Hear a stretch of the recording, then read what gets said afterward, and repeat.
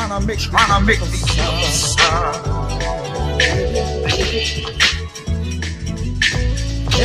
Ever see the young girl growing old, trying to make herself a bride?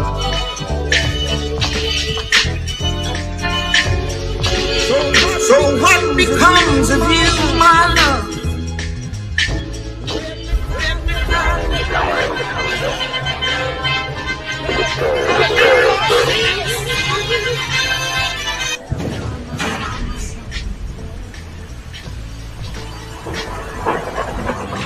Pray that he's still out there, somewhere.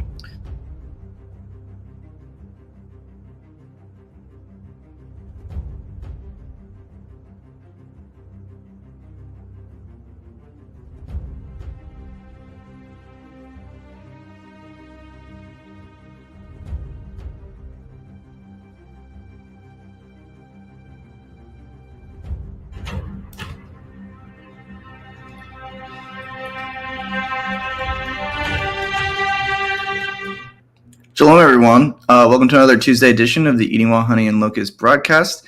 I'm your host, Drew Bowles, and we have another wonderful session today with Gary Wayne. We will be continuing his research into his book, The Genesis 6 Conspiracy, hopefully tackling a couple chapters. We'll see how far we get into it. But, we missed you guys last week. I know it was a week where, we don't specifically celebrate what was going on, but lots of us had family in town, and for instance, like my kids off school and all sorts of stuff was going on. So we miss you guys. Really happy to be back. It's good to see everyone. And yeah, we have a very kind of exciting topic today. This topic is usually well received by you guys anyway, and so I'm looking forward to kind of going through what Gary's put together and diving into the rabbit holes as we always do. But it'll be a very interesting oversight on the daughters of Cain and the sons of Elohim, as mentioned in Genesis 6, and really what those phrases might mean, some possible interpretations of them. And obviously we know that through that union, the Nephilim and their offspring come about into this world. So yeah, really looking forward to that. And so I have Sister Jessica, Brother Stacy, and Brother Gary Wayne with me in the studio. Dr. P is taking a much deserved week off. He's got he has tons of responsibilities anyway. I really don't know how he does it. But he's got a lot of stuff that he needs to take care of before the end of the Gregorian year. And so he will unfortunately not be joining us today, but he will be back next week and, moving forward. So say some prayers for him, and hopefully his rest week is restful because, Yah knows he needs it. And, this today is an interesting day as the last day of the Gregorian year. I know many of us recognize that it's not the true end of the year. Yah's year cyclically ends at the end of winter and begins again in the beginning of spring. But still, it is definitely, for our earthly routines, a very transformative time. Lots of goals are being set, not necessarily by us, but by other people. I know, for work, this is the end of quarter 4 and to the beginning of quarter 1. And so, I just hope everyone has, a very good start to this next Gregorian year. I'm praying for everyone, and I'm really looking forward to, what's to come over the next 12 months and what Yah will bring. I know that there's a lot of negative is not even the right word. There's a lot of, tumults out there right now. There's a lot of war. There's a lot of economic issues, and there's a lot of, oppression and all sorts of awful things. But I'm optimistic. I maybe am a eternal optimist, but I think good things are coming to those who wait and to those who wait on Yah. And one of the things that's just been in my heart that I wanted to say is, every day when we wake up, we need to sort of remember the words of Messiah and seek his kingdom first. Those who seek his kingdom and his righteousness first will have everything that they need added to them. And Yah knows what you need, and he will provide that. And so I think it's important for us to wake up every day and ask him what he needs of us first, and make sure that is our, the first things on our mind, the things that we're praying about, and the things that really move us forward. And, our primary focus, if you're going to I don't set New Year goals or resolutions, but it's something that's just been on my heart, just to seek his kingdom first, and everything else that I need, earthly and otherwise, will be added to me. He knows what the birds needs. He knows what the animals need. He knows what this planet needs, and he knows what you need. And the more that we can seek him and ask him what he needs of us to do here while we're here, the promise is that he will add to us those things that we need. So that's just been on my heart, and I wanted to share that. I hope everyone, really has a nice New Year's. Stay safe out there if you're out and about in town. There'll be, lots of alcohol consumed and things like that. So just stay safe and have some fun and enjoy this time with your family. I know I really like when my kid has winter break because I get to see a whole lot of them. So with that, before we bring on Gary, I'm going to bring on Sister Jessica and Brother Stacy for some ministry announcements. Jessica, Hey. It's good to see you guys. Thank you. Good to see you. Thank you, Drew. What a well-said introduction. You set our hearts there. It's beautiful. Very well done. Thank you. So we wanted to talk about the Hebrew course, right? Just before we go into this discussion with Gary. And this is La Chodesh, as I pronounce it. I might not be pronouncing that absolutely correctly, but we've got two instructors for that, and that is Wesley de Hood from Holland and Christine Zhang from Germany, very close friends and part of both Cepher Ministry and EWHAL Honey. And basically, we really wanted to do something which was complementary to what Dr. Pigeon is teaching in Cepher Academy, but actually also going in a different depth from beginners right through to intermediary and advanced.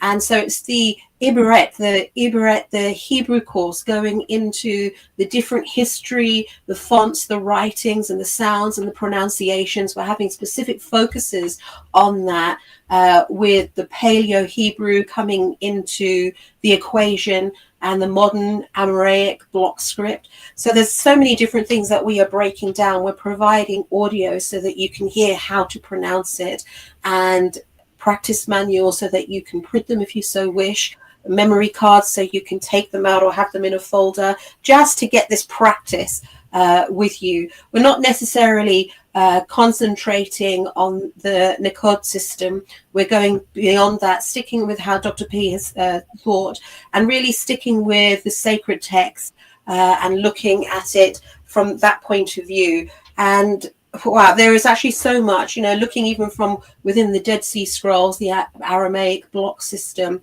looking at how it looks into the ancient past. And that's the most important thing, not only how looking at from the ancient perspective, but how it affects our prayer life, so that we will be able to read, speak, and understand the words, put them in our prayer life. And as soon as one session is over, we're going to know, okay, this is how you apply Hebrew, and you start to read it, and you can break things down and get the essence and a different meaning. So for that, a true meaning, the true essence, you just need to go to the website and create a account to log in to Eating While Honey and Locust. So that it's not like going in and watching a video where you just press the video and you watch it. You have to be a subscriber. And then from there, it will take you through to a registration, which is a monthly ongoing registration. And there's 22 letters in the alphabet, so maybe it will take 22 lessons minimum before we get through the first module. I'm not sure if I've missed anything out there, Drew, if you want to add before we bring in the Gary. No, that's it. And, this is an exciting extension of what we can offer here as a ministry. And so this is our first course. If you have any issues with any of it, just reach out by email and we'll help you make sure you can get registered. I believe we'll generally accept, later registrations if you, for some reason, aren't able to register before the 12th. And much like any other online course, the material will be, the previous material will be available to you as well when you sign up. So don't feel bad if you miss a lesson or if you can't sign up right away. And if you have any issues trying to access the course or register on the site, just email us and we'll help you get squared away. Yeah, it's permanent access. Thank you. Okay, Drew. Thanks. So yeah, thank you, Jessica. We're really excited about that, and it's something that our ministry is constantly looking to grow and expand what we can offer, and we have really a beautiful host of ministries that we work with and that we develop relationships with. And as many of you know, we've been growing internationally, which is very exciting. And so we're hoping this is the first of many courses. And we are blessed by God that our ministry continues to grow. And so yeah, just as we continue to expand what we can offer you, we'll join our email newsletter list or whatever, or the Telegram channels, and we'll keep you updated on all the things that we're doing. So we appreciate you, and we as the assembly, and these types of offers are us trying to further his kingdom and provide a service that whatever however much time we have here in the earthly realm to the assembly, and hopefully reach more people. So we just appreciate you guys being here, and appreciate your that you spending time with us and spending energy, and it means a lot to us. So we thank you and we appreciate you, and we're hoping that this is the first of many courses to come. And like I mentioned, we're kind of really trying to expand and meet the needs of our growing audience and our growing reach. So thank you guys, and I'm very excited for the course for sure. Yeah. So with that, let's transition and bring on Brother Gary Wayne. Gary, thank you for joining us again today. Well, thank you for inviting me back, and so happy to be here today with everybody, and happy New Year and the best of the season for everybody, and hopefully everybody had a good Christmas, whether or not we recognize that as the actual birth date or not. It's good to worship Christ any day of the year and every day of the year. So enjoy the holidays, and understand that, we are living in interesting times, and I think the discussions that we're going to have on the show are going to help us understand the times that we live in. And so I do believe we're in the fig tree generation, and it's just a matter where we are in that fig tree generation. Yeah, I totally agree. And I think specifically today's topic. We've already covered a lot. But today's topic is very potent, as it kind of speaks to that initial event and those inceptions between the daughter of Cain and the sons of Elohim, and who those might be and what that might mean, and kind of the implications for that time period, the pre-diluvian, antediluvian time period, and then for us after. So I know the assembly loves the Nephilim giant discussions that we usually put on, so I'm looking forward to today. I'm sure it's going to be quite good. Terrific. So I think we're doing chapter 2 today. We covered chapter 1, Heroes of Old, in the last show. And one of the things I'm trying to do in the first few sections of the book is to, after chapter 1, lay down some challenging sort of ideas and concepts, is to look at how the Bible sort of understands what I talked about in book 1. And I'm not saying that to try and raise myself over the Bible. I'm just trying to sort of bring the reader along. And one of the things that is interesting is the daughters of men. That is part of the creation of the giants through the sons of God. And we'll talk about the sons of God in chapter 3, but isolating in on the daughters of men. As a Christian, you sort of make the assumption that these are the daughters of Cainites, and that makes kind of perfect sense, in that we get so much allegory and references throughout the Bible to the ways of Cain and the evil that he brought in, but we're not really provided a lot of detail on that. Yes, we're provided the genealogies of Cain, which is very important for understanding the Old Testament, but it doesn't say the daughters of Cain in Genesis 6. So I thought I should do a little bit of historical information and detailing on it. And as it turns out, probably I should have done even a little bit deeper, but sometimes you don't know how far down that rabbit hole you need to go, because it is a large book. So I bring in a number of sources, and I like to use Josephus, who I talk about in the preface, and why I use them, in terms of the understanding of the Judaic people in the time of Jesus and before.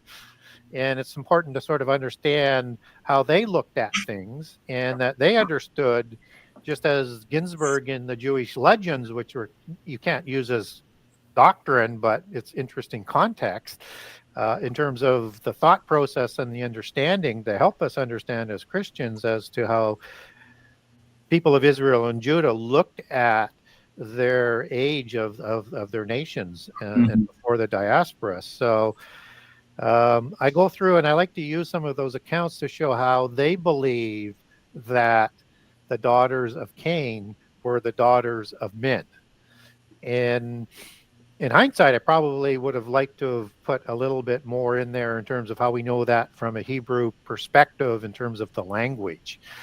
And but I guess that's why there's always more books to write, and there's always more questions, and there's, I love the doubting Thomases, so to speak, because and I've been challenged on this. Well, it doesn't say that, even though the whole Bible sort of infers that they're probably the daughters of Cain, and especially when we understand, according to the Jewish account, that the descendants of Seth are going to become corrupted by the time of the ark as well. And so why couldn't they, in the generations of Jared and or Noah and Lamech of the Cainite line, the latter, why couldn't they have mated with angels to create the giants? And perhaps maybe some of them did.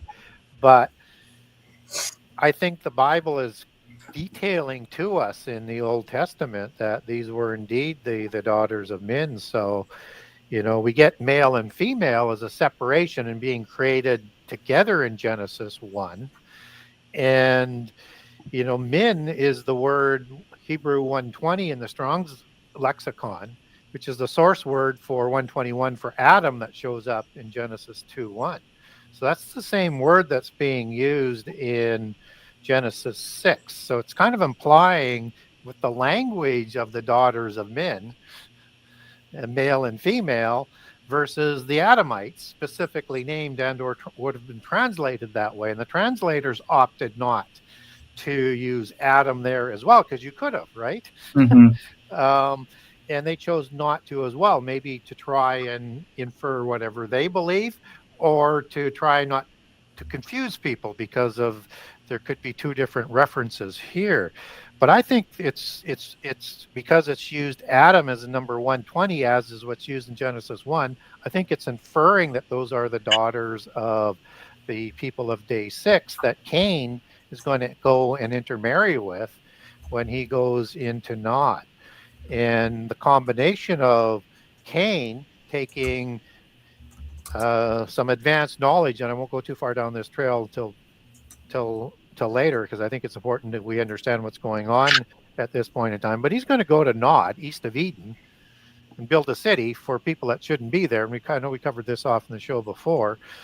And I think he's going to introduce the agrarian aspect that he learned from Adam to the people of day 6 and move them from nomads to an agrarian people. And because he's adopting the pantheon of gods and never forgives God, I think he's the one that takes this second race to a whole new level.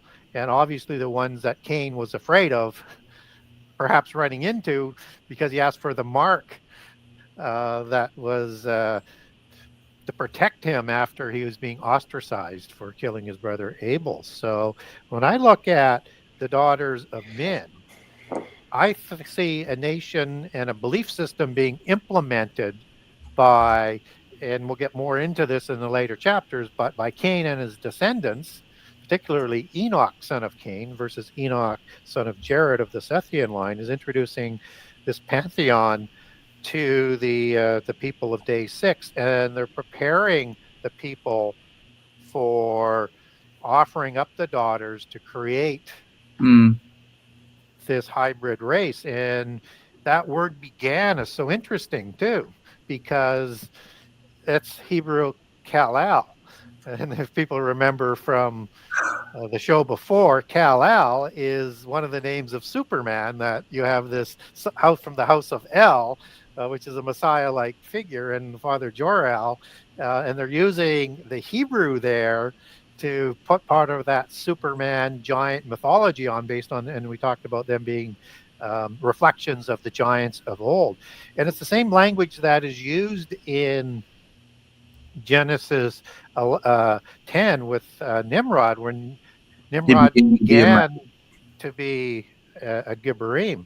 And then again, Kal-El, and that word means to do things ritually, to do things sexually within rituals, to break bonds with God, to do all sorts of things that are sort of rebellious. So I think the language is pointing in the direction of Cain and the people that he influenced.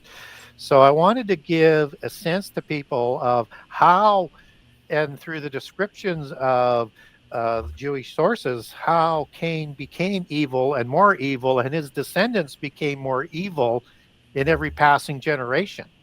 That by the time you get to the generation where the giants are going to be created, they are well prepared.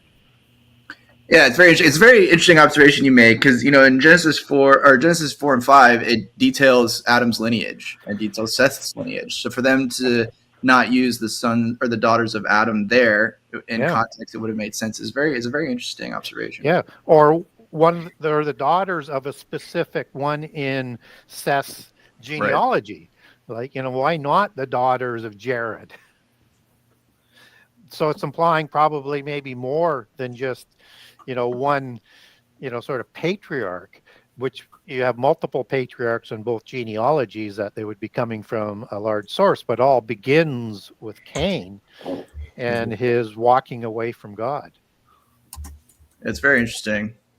It's also very interesting that, even before, so in Genesis 6:3 is very interesting too, to kind of like preface Genesis 6:4, where he had kind of seen it. I think it adds a little bit of context to Genesis 6:1 and 2, where men and women are proliferating and they're spreading about the earth. And then even before, we have mention of the sons of Elohim mating with the daughters of men. He's like, my spirit will not always strive. He's already limited them to 120 years, and whether that's literal or in a prophetic timeline or both. Very interesting. Very interesting that passage actually comes first.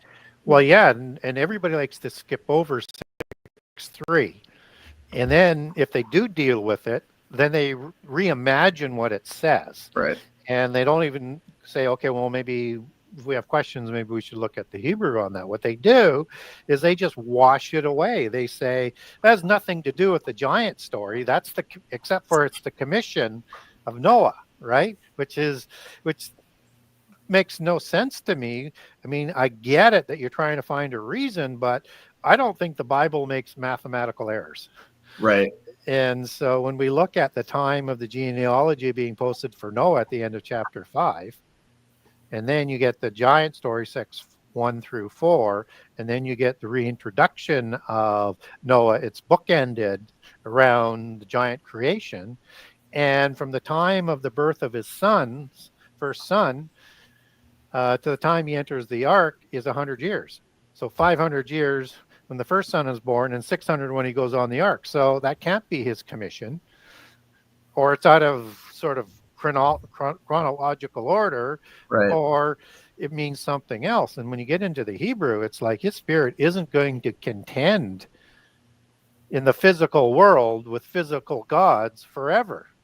And so, as we talked about, I think the last chapter, and we'll probably talk a little bit more about the next chapter, is that this counterfeit spirit of the fallen angels is an immortal spirit, and it's sort of copied or Xeroxed. But so is the body that initially comes out of that these are going to be gods that are going to have a physical oiketerion, a dwelling place for that immortal spirit, that are going to live forever. And God is saying, no, that is going to not permit the plan I have to end the angelic rebellion through the Adamites. And I want to have a chance for and ensure that all the names in the book of life that were written in there from before creation have an opportunity to present themselves and choose to leave their name in the book of life or have it blotted out. And of course, the giants are being created to wipe humankind from the face of the earth, to do the dirty work for the fallen angels. And so that the fallen angels don't get blood on their hands, they create the hybrid race to do this. So this is all the sort of the context that's going on here. And that when we look at this 120 years, it's for moving forward. It's not that all the beings instantly, if they were over 120, died. But it comes through, and we see that with Noah's descendants, even because Noah lives to be 950 years old. It's 350 years after the flood. By the time you get to Abraham, you're down to 120 years in the genealogy. So it's coming down to that, and less as there's more corruption in the world. We live less, and we don't fulfill that full 120 years. And even to this day, with the technology we have, we're unable to sort of extend it really on a general sort of understanding past 120 years. Yeah, I mean, we don't even get close. 100 years is quite a feat, and yeah, maybe you could hook someone up to a machine or something and keep their organs alive, but it is, men these days live anywhere from 70 to 90 on average, and so yeah, we don't, we're almost a half life away from full 120. And it's interesting too in 6.5. So we have 6.3 and we have 6.4, which is, the genesis of the Nephilim and fallen angels. In 6.5, he mentions that it's the wickedness of man was great in the earth. Now, it could be in context of the mighty men of old or eternal that is mentioned in 6.4, but it's interesting. I think it adds clarity to all of 6, starting where men began to multiply, and 6.5 telling us that from this multiplication was, a wicked generation, essentially, which I think, reading it in that chronological contextual order is very interesting, where it wasn't just due to the fallen watchers that wickedness increased. It was this entire Genesis 6 generation that was proliferating, was one that had walked away from Yah. Yes, and that iniquity begins with Cain. And I think that sort of helps, again, define that sort of context. So the whole earth becomes wicked, not just the giants, but all mankind as well, and womankind, and humans. And, except for the 8 by the time of the flood, the whole earth and all flesh is corrupted. Right. And obviously wicked with that corruption. So you get, sort of more data points in terms of this understanding, and not to be separated from who corrupted the earth. And that's Hebrew shakaf, meaning to pervert, to spoil, to ruin, to decay, words like that. And that means the genome of the plants and the DNA of the humans. And the violence is going to be starting with the Cainites as they start to fight over things and introduce the legal system and measurements and all sorts of things like that. But it goes on steroids with the introduction of the giants. And it's the angelic technology that's going to be coming down to the giants and to the Cainites, who have probably become more priests than the warrior class in that sort of hierarchical structure, and the creation of the mystical religion that Enoch is going to create, son of Cain, that we'll get into in subsequent chapters. That's going to be part of the whole organizational structure of the Nephilim world order before the flood, and then again after the flood. So just as you get the daughters of Babylon after Babel as being part of the religions of the beast empires, nothing is new under the sun. You get the same repeating structure and organization and endeavors continuing to happen even after the flood, and will do so again in the end time, which is why it's important as part of interesting sort of context, because it's going to be like the days of Noah, and nothing is new under the sun, and what was will be again. And the understanding of that only brings grief and sorrow, as Ecclesiastics 1 talks about. So it's important to sort of understand that context. So the violence and this angelic technology that's imposed along with this mystical religion on the world makes it wicked, as what you're talking about. And so much so that God is going to start again and intercede, lest the world be destroyed, I think, by fire, which is reserved for the end time, as 2 Peter talks about. Yeah, it's very interesting. One of the retorts to Genesis 6:4, and I think you cover this in the chapter a little bit too, maybe you could speak on it, is common doctrine will twist sons of Elohim or sons of God into being the sons of Seth, Yeah. which is interesting because, we're not doing the same thing, but we're trying to understand why, the words daughters of men were used. But it's very common for them to say, the sons of Elohim are actually the sons of Seth. Yeah. And this is nothing to do with giants. This is to do with sort of a good line mating with a bad line. Yeah. I think, Stacy, you were going to say something? Yeah, I was just going to say, but isn't there a differentiation between the two lines with male and female initially? That's Sakar and Nekabash opposed to Ish and Ishai? Yeah, in Genesis 1, you get male and female and min. You get all three of those words. Yeah. Again, which is not sort of grouped together like that in Genesis 2, which denotes a special commission, I think, for Adam. Again, we covered that off in the last show. So I encourage people to go back and listen to that show. There's some really good conversations on that. So, so when we look at could the sons of God be humans, which is the case, and therefore they couldn't be giants, it's a convenient argument, but again, it needs to be addressed. And as Christians, we need to be able to back up why we believe what we believe and what we think the Bible is actually saying. And so it's really important to understand that a couple of things here that when we look at the word sons of God, Ben Ha Elohim, as particularly the Ha that's in there, sons of the God Most High, the first thing we have to understand is let's look at giants and then come back to say, could Seth or Sethians actually create these types of giants? And so we're not told that these giants are created by any sort of technology at this point in time, although we are going to see chimera beings being created. But I think that's in addition to how giants are created, because they still have this counterfeit spirit in them that comes from somewhere to live. So it's an extension out of that. But in the first creations, it's sons of God and human females, according to Genesis 6. So could a human mating with another human actually create a hybrid being, a giant? And what would in their DNA make that happen? Well, we don't get anything scripturally that says giants come from Adam, period. And Noah is not a giant. So if there's nothing in the DNA, then there has to be some sort of intercession of some sort to make that happen, but we're not provided that detail as well. So that's the sort of the first thing that I would sort of suggest. And then the word giant is the other thing before we get into other explanations that people to justify them as humans will say.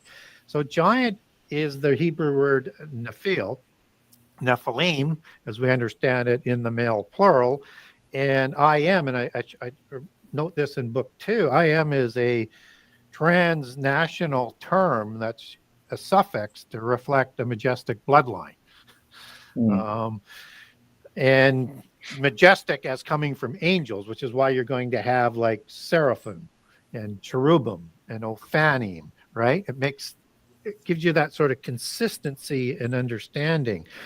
And that the definition that we're provided for Nephilim is giant, a tribe of giants in the plural, and two other ones that sort of go along with it. One is tyrant, and one is a bull or a bully. So they will look at those two terms, the latter two terms, and say, well, they're just bullies and they're tyrants. They're just human bullies. They're human tyrants. And it's a good argument, but they're sweeping away the other ones. But one of the things, I like to remind people of is when they're translating or double checking translations in Hebrew is that you have to pick the right meaning, because you can have nuanced meanings and meanings that are quite opposite. or antithetical to each other within the same word, depending on how it's going to be used. And so when we look at applying tyrant or bully there, we can, not as an antithetical meaning, but in conjunction with how it was understood in the time of the Jewish people and understood in polytheism as well, because these are transnational terms as well, with giants and gods or fallen angels. So a bull, and I'll use the Ugaritic text here. I could name numbers, but just as an example, Ugaritic text, you have Baal and Anat. They're going to create the I'll just go straight to the Hebrew term Rephaim after the flood. And they're going to create that in the same way as giants before the flood did. And when we look at these Baalim gods, they have a council of gods that's on Mount Saphon, Mount Hermon, as we would understand that. And it's part of the council of the gods, and they were all called bulls. Right? Gods in the pantheon, just as it was a bull cult and a sun cult, both before and after the flood, it's a reflection of two important imageries within that pantheon. And Gilgamesh is called the bull, whose offspring of a female goddess, and Lugobanda, king of Uruk, in the 6th generation after the flood, and she's a bull goddess. So again, we have that consistency that's going on. So bulls are also refer to the offspring of the gods in the Baalim Council in the Ugaritic text as well. So when we get the term bulls of Bashan that are used in the Bible, this is that sort of connecting sort of reference that crosses cultures and religions that is the same term. Bashan is in Mount Hermon. And giants were understood as bulls, and they were known as stout. They were very strong, right? Very powerful, very broad, and very fertile, just as the giants before the flood were very fertile and created great numbers. And in some of the polytheist accounts, they actually outnumbered humans at one time. They proliferated, which is different than giants after the flood, but that's getting way ahead of things. And so now we have an understanding that we can connect back to the bulls of Bashan that are taunting Jesus on the cross. Right. In the book of Psalms. Demon spirits, the disembodied spirits, and angels not in the pit prison, but rebellious angels. These are the bulls of Bashan. And other references to the fatlings and others, all talking about the same location and the same type of beings. So tyrant is the other one. And, giant kings were tyrants. They were bullies and they were tyrants. They were evil, awful people. And when we get the term tyrant, we see that kind of show up Hebrew, as some of the Hebrew historians and etymological experts will say, is that Sar, Sarim, and Serenim will have an etymological connection back to Tyrannos. And Tyrannos were kings that were both before and after the flood, but the records we get of that are mostly after the flood as Tyrannos. And they show up in Anatolia or the Turkey region, Asia Minor. They show up in Assyria. They show up through Greek islands. And these were Gyges kings, rooted in Greek Gyges for giant. These were giant kings.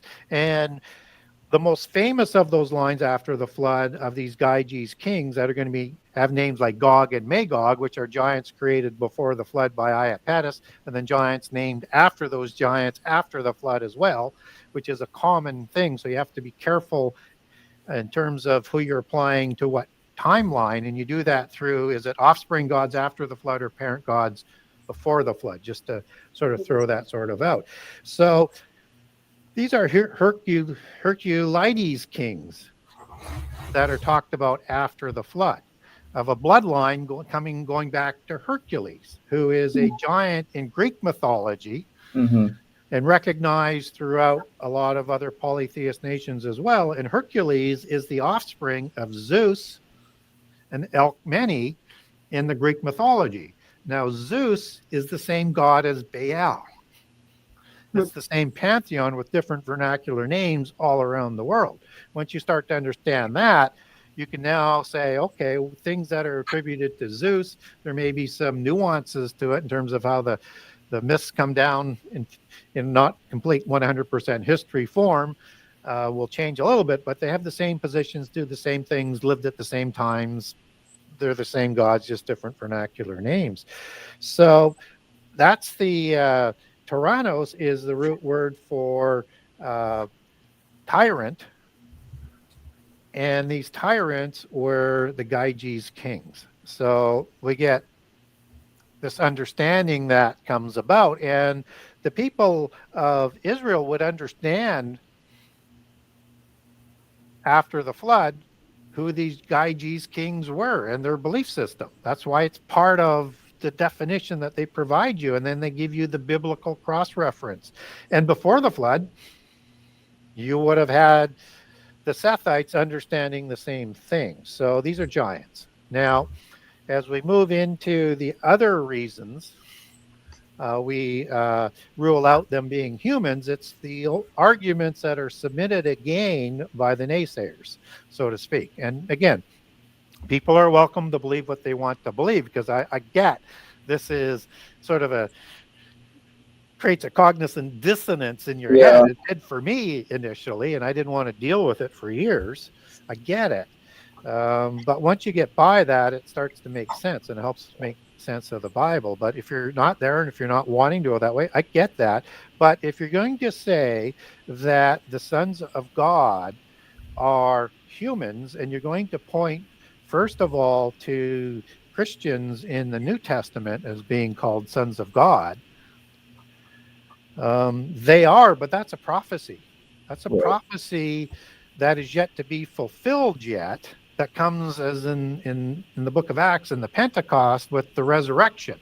So it's a promise that we will be adopted as heirs by Jesus and called sons of God through that adoption and resurrection process in the future time. And here's the key point. Even though, and I know I'm combining a number of passages here, but people who know the Bible will know the passages I'm referring to. Even though we're going to be called sons of God, even though we have human fathers. And we're going to be joint heirs with Jesus through that resurrection process. So that's yet to be fulfilled. Right. It's a prophecy. So we're going to be raised up to be like angels. And then people will say, but angels can't have sex in heaven. Well, that's true.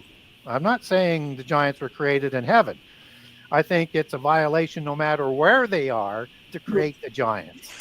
And that people just use the book of Matthew, but you have to look at the Luke account to get more details that we will no longer require to be produced, because we will be like angels. So we will have the same rules when that happens. And then people will say, well, the book of Isaiah and the book of Hosea talks about the children of God being Israel. And they're called the children of God. So they're humans, are they not? I'm going, well, yeah, but again, you're talking about 2 end time prophecies in the second Exodus. So it's going to be fulfilled once they're reconciled to Jesus in the last 3.5 years, but not back then. It's a prophecy. And then people will say, well, Israel is called God's firstborn. Well, clearly that's an allegory, because you have all of the genealogies that would say, okay, well, that would be in contradiction. But Israel is going to be adopted as that title as well. And that word is a title that's passed on to Jacob, right? And it's the same word that's used in Deuteronomy 32 that most people think is out of place, because it should be translated as sons of God or angels, depending on the Septuagint or the Dead Sea Scrolls that you're looking at in that passage. And I'm saying all three is correct. But understand that word Israel, even though people understand it, he was called that because he wrestles with God. And in the thing that happened, you have to look at the rest of the meaning there. And it's a compound word of Sarah and El, which means prince, or, and we talked about Sarim, it has that connection to Tyrannos, as we talked about earlier, same word being used there, just as the lords and the princes of the Philistines were Sar and Sarim. And Serenum as well. So when we look at Israel there, it's Sarah meaning prince or ruler, and El for God. So this is Ben as the sons, and then of the ruling God, as I would translate that, or the sons and princes of the ruling God, you could also translate that as. And this is a prophecy as well as historical information that we need to understand the Old Testament and before the flood, because it's got a reference to Adam as well. I won't get into too deep into that one today unless you guys want to go deeper. And also it's a prophecy for Moses as the prophet for what they're going to be going into the world to challenge, because this is talking about the council of the gods ruling over the 70 nations as are counted in Exodus 1:5 for the sons of Israel. And so you get from there that the sons of Adam were numbered at 70, even though they weren't all listed. And you have the same information going forward, and that you had fallen angels that would be overseeing each of those 70 nations. And Israel is about to receive the land reserved by God to be, and who gifted it to Israel. It's his land. The land of Eden, from the Nile to the Euphrates, Mount Hermon to the Indian Ocean. And so it's also a prophecy as well. And this is one of those things I talk about in book 2 that I call a dual prophecy. It's kind of like Isaiah 14, Ezekiel 28, and several other ones, where it gives you important prehistory information. It's a prophecy for the time that the prophet is living in. And then there's unfulfilled parts for the end time. And so after Israel is reconciled, after the second Exodus, after their judgment, and in preparation for the supper of the Lamb and the millennium, the nations are going to be defined by those 70 sons of Israel in the future. So they're all applicable. We just have to look for the understanding there, not look for how we can say that makes no sense, and that's obviously a corrupted verse. It's a compound word first, and then becomes the name as a title for Israel for their destiny. So when we look at, I think we got there on the sons of Israel. I got down a rabbit hole. Sorry for the audience if I went too much into the weeds on that one for people. So understand that that's an allegory, but it's an important word to understand, right? And so those are all of the examples that people provide for humans, and none of them actually fit the scenario. And then when we look at the sons of God on the pro side for angels, we understand that sons of God is used in that council of the gods in a very similar way as the sons of the Most High. Yeah, and I think I believe one of the only other places in the Tanakh where that exact phrase is used is in the book of Job. Twice, 3 times. In that book. Yeah, 1:6-2:1 and 34 or 38:4 through 7 for the sons of God in the presentation in the first 2 to God, as all angels have to arrive and at a certain regular period of time to present themselves before the throne, and Satan is going in there as one of those sons of God, who is, even though he's demoted, he still has to report as well. And then you have the sons of God in chapter 38 of the book of Job, which is really important because this is talking about creation. And at the time of creation, so before humans, you have the morning stars, which is an order of angels, and the sons of God celebrating and singing at God's creation before they rebelled. So probably in Genesis 1, would take that back to Genesis 1:1. And so I think that when you look at the applications of sons of God, Mm-hmm. both in Psalms 82 and in Deuteronomy 32 and in Job 1:6-1 and 38:4-7, you get this clear understanding that these are likely more to be used as angels, because you define everything within the Bible, right? Right. And the time frames. And then when you look at how the term sons of God are used, it's used in Job 38 with stars as a morning star order. Stars is a common allegory both in the Old Testament and the New Testament for an angel. Mhm. And these stars are called the host of heaven. And the host of heaven includes the loyal ones and the rebellious ones. And that's Hebrew Saba, meaning an army of angels, which has rank and order. So there's a hierarchy being applied, which we could apply to the council of the gods and also into heaven, because the rebellious ones are going to counterfeit everything. So now you have sons of God, you have stars, you have the host of heaven, and you have angels. And they are used interchangeably in the Old Testament, just as Job 38 talks about.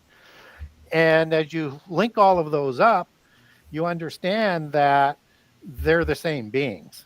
So the whole context of the Old Testament as a son of God is talking about the angels that were created by the word of God at the time of the original creation, or just before the original creation.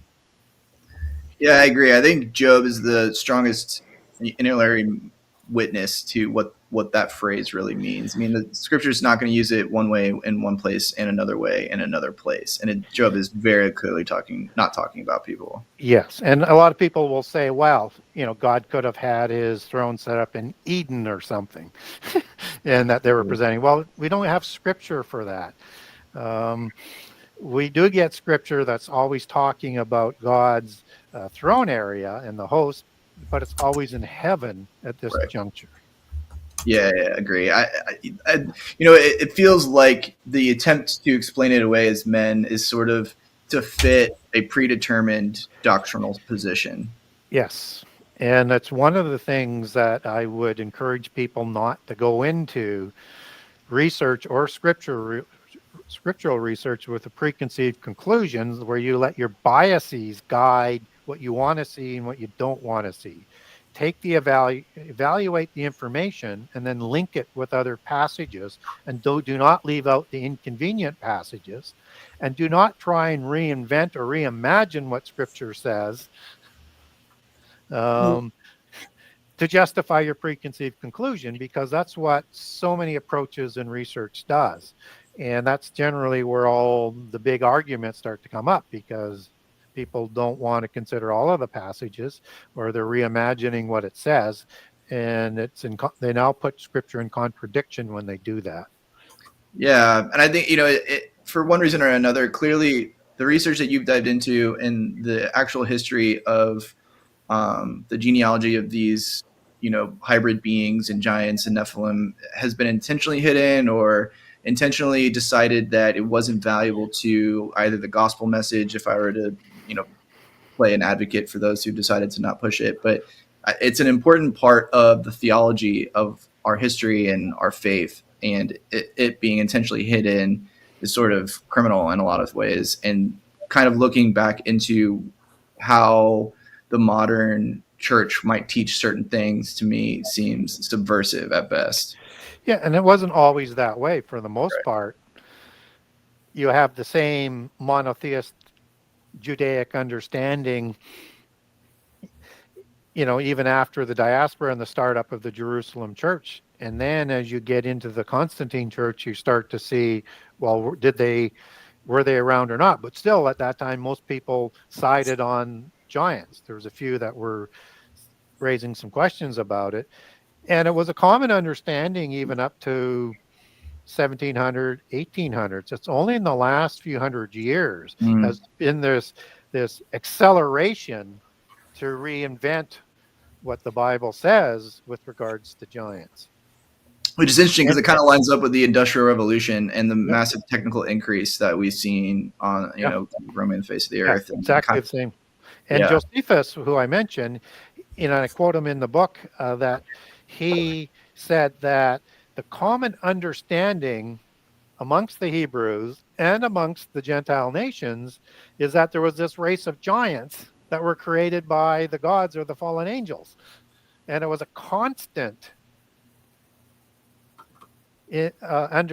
of understanding in his period and before, even so much so that he describes these giants as being, of them saving the bones, and were on display at his time, and they have no connection to the size or the kinds of bones an average human would have.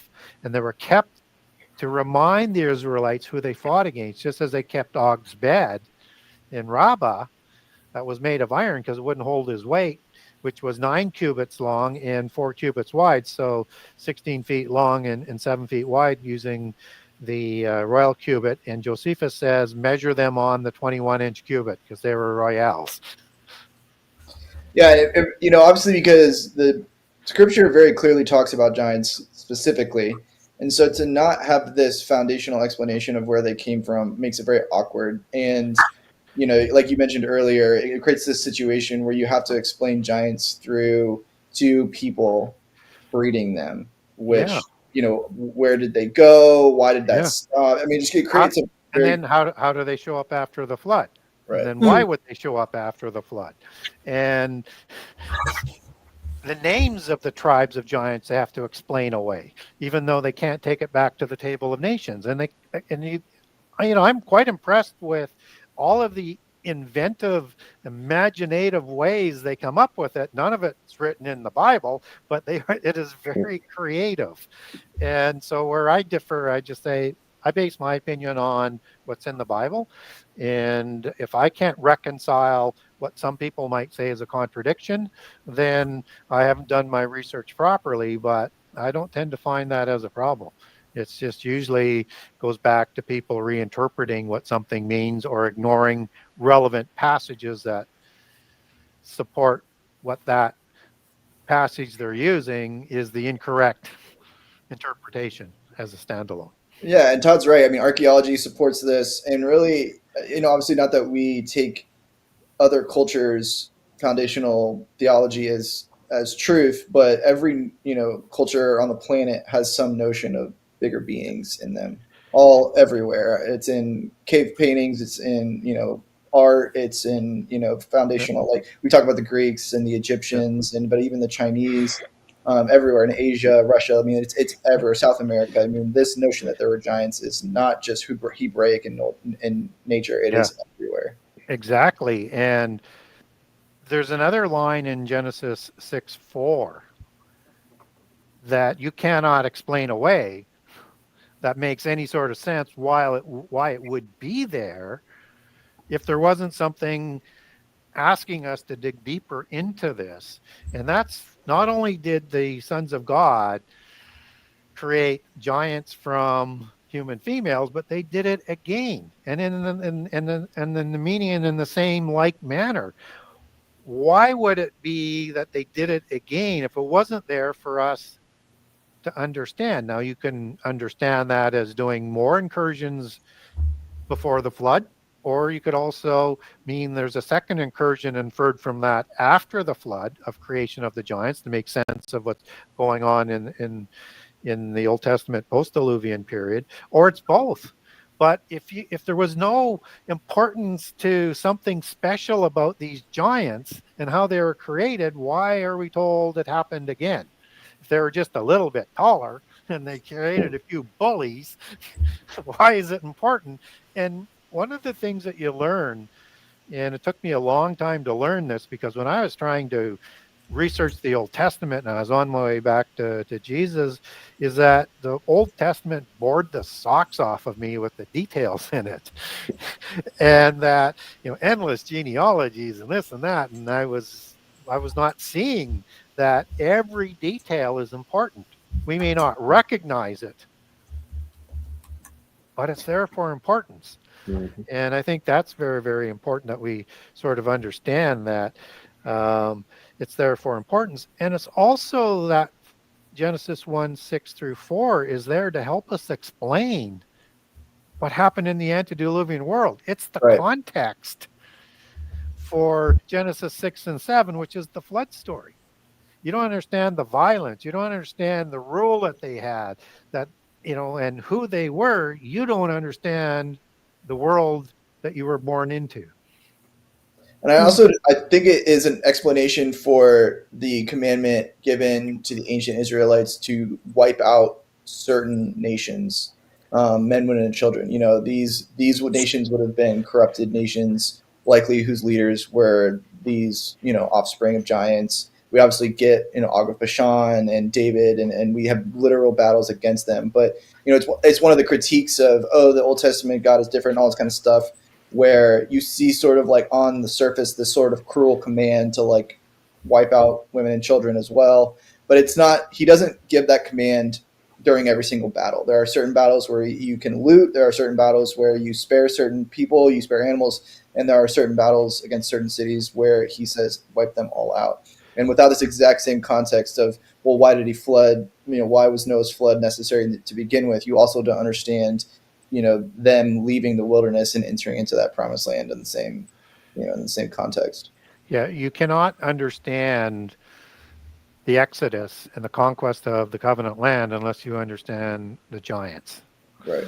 And you cannot understand, as we'll get into later in the book, why the Amalekites attacked Israel when they came out and were not trained in war, were probably not physically in good shape, were not spiritually ready to do the battle, and had no ability to make weapons, and probably didn't have enough weapons. And they're going to go up against one of the greatest military nations of that time, who wants to wipe them from the face of the earth.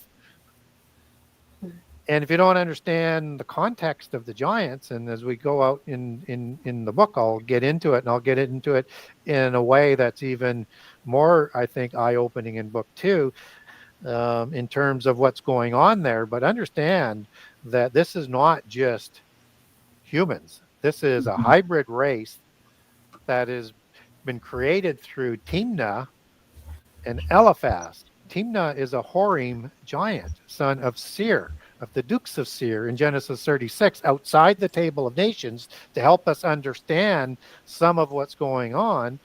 And Eliphaz is a son of Esau, brother of Jacob, who lost his birthright, his blessings, and the Messianic promise. And in Old Testament law, if that hybrid race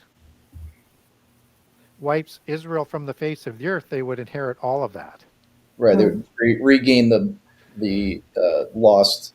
Yeah, so it's very important to understand, and also understand that Amalekites show up several generations before biblically, but in the War of Giants. This is the race of giants, Amalekim, and Amalek is going to receive his name as a eponymous name, so after a tribe of giants, and they're going to go live in the Petra region where the Amalekim dwelled. So it's a hybrid and giant race coming out to meet the Israelites, who are manufacturing their own weapons, chariots, and outnumber the Israelites and are bigger and stronger. I mean, it's just, and the whole conquest is about retaking the land that was reserved for God, that the giants dwelled in, and defiled. And the laws that Israel is going to receive are laws so that they don't defile the land, which are the same sins that those giants and their hybrids did throughout their occupation of that land, lying in wait to wipe Israel from the face of the earth. And they were instructing and informing and asking those giants to leave before they attacked. And there's a difference between nations Israel dealt with in the wars of that were set down in the Holy Covenant and the books of Deuteronomy for Israel, for nations within the covenant land they were going to have, and outside. And so Right. again, when you get in all to the details of the laws that they were following, and it makes so much sense, and that it's not this horrible, powerful nation going in and are taking on the people who are defenseless. These are some of the greatest military powers, loaded with giants and hybrids all the way through, with cities of walls that go up to the sky. And they're organized, and they're all sworn in that blood covenant to wipe Israel from the face of the earth. That's why they knowingly squatted in the covenant land that was promised to Abraham in Genesis 15. The Nile to the Euphrates, the Mount Hermon, it's the same land as Eden, and that we get giant nations like the Rephaim, which do not go back to Genesis 36 or to the Table of Nations in Genesis 10. You get the Perazim, same story. And then you get the triple K, same story and same mystery for most of those, for two of those that people try and take back to a patriarch like Kenaz in Genesis 36 or to an Israelite tribe. They show up well before they're actually created. So again, either the Bible is in contradiction or there's some names that are passed on to patriarchs later in the Bible, whether they're polytheist or monotheist. Yeah, and it's interesting. It's interesting about the conquest of the Promised Land too, where we have this comment in Genesis 6 that basically everything had been corrupted, and you can look at that like through DNA, but also there's an implication of technology there, because when Joshua gets in and they're reporting, they're like, we are grasshoppers to them. They also talk about the grapevines being like so large that they had to carry a cluster between two men. And so like that's obviously not DNA, or it is of the grape, but they obviously have technology within however they get it, wherever it comes from. They have technology that literally corrupts the land. They can make things grow, or they can manipulate. Obviously they're huge people that need a lot of food, and so they're manipulating animals, they're manipulating plant life.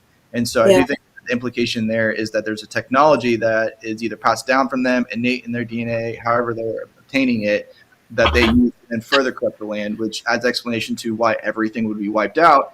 It also sort of explains a little bit in Genesis what Yah, what Yah is saying when he's like the entire land had been corrupted. Yeah, and important details that you're putting in there is that there's something different between the giants before the flood and the giants after the flood, because before the flood, we don't get any detail that they created these things to do that. Perhaps they did, but they're also eating humankind and all the animals to feed themselves. So there's a technology that was added to them after the flood, or was part of what was before the flood. We just don't get a record of it as to why they're going to carry on. And I think there's more restrictions put on as to what they're able to do after the flood. And what's interesting about the Nephilim that are talked about in Numbers 13:33, where it's used twice, where it says the Anakim, and I think we talked about this in the last show, are the Nephilim, except that in Deuteronomy 2, they're called giants, but these are Rephaim giants, the Anakim. So other than Numbers 13:33, and again, remembering what Stephen said, how you want to translate that as, should it be the Nephilim there, Anak are the children of the fallen ones, which would be accurate as well, or is this the giants after the flood? But I think they're being used there in the embellished part of the report that is used to terrify the Israelites, that they want them to understand that these are the same size of giants that were before the flood that are now in the land of the covenant. And they're giants, but they're not as tall as the 20 to 40 feet or 50 feet, or maybe even larger of the giants before the flood. Giants nonetheless, just not the same scale. So that's the only two times after the flood we get Nephilim. After that, it is for the word giant that's translated, except for once in Job 16, where it comes from Gibor or Gibborim. And you can decide whether it's translated accurately as giant or not, or should be a mighty one. I could go either way with that, but it doesn't say it's Nephilim there, right? And that's the point. And the other ones are all Rapha and Raphaim. Hmm. Let's just bring in a question here from one of the viewers, and then I want to just ask. Please don't lose where you are. Where the elongated skulls of a Nephilim breed or something else? So he's asking, can you give clarity that it seems to be a reptilian race? Can you add to that or just give some perspective to that, please? Yeah, I think it's a very good question, and I spend a lot of time, as the book will unveil, talking about reptilian angels or gods. And if we look at the gods of the pantheon around the world, they're mostly reptilians, dragons and serpents, right? And the kings before the flood were also called serpents in polytheist accounts, whether it's Sumeria or elsewhere.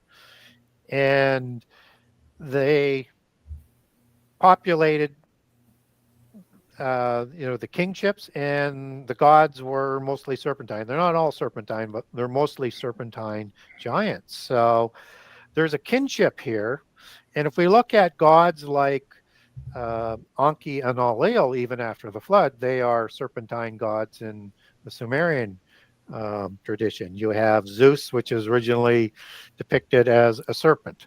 You have Osiris and Isis as the Uranus gods of Canaan and Egypt and the Middle East as these serpentine winged gods. You have the feathered serpent and the plumed serpent in Central American accounts with Quetzalcoatl and all the other names of the gods. It's essentially talking about the same god after the flood. And you have these Ogdo gods, which are parent gods before the flood in the Egyptian mythology as well. So seraphim are in a lot of people's structuring of the angelic realm, both loyal and disloyal, are the chief watcher. And these are fiery, copper-colored, six-winged, serpent-faced angels. So when we look at how those angels dominate polytheist gods, and we understand through watchers in Daniel 4 times that they're coming from the throne, dealing with governance on the earth. So governance and the religious aspect, just as the seraphim work before God's throne in the altar, acting as ministers and actually taking, in Isaiah 6, a piece of coal or a stone from the altar to put on Isaiah's lips to take sin away. Mm-hmm. They're the ones in charge of that aspect for the earth. And so we have a loyal one going down to Daniel. So it makes sense of the hierarchical order of the gods and the royal races, both before and after the flood, that are dominated by these serpentine type angels. So when they take a physical form, they're going to pass on part of that trait to them.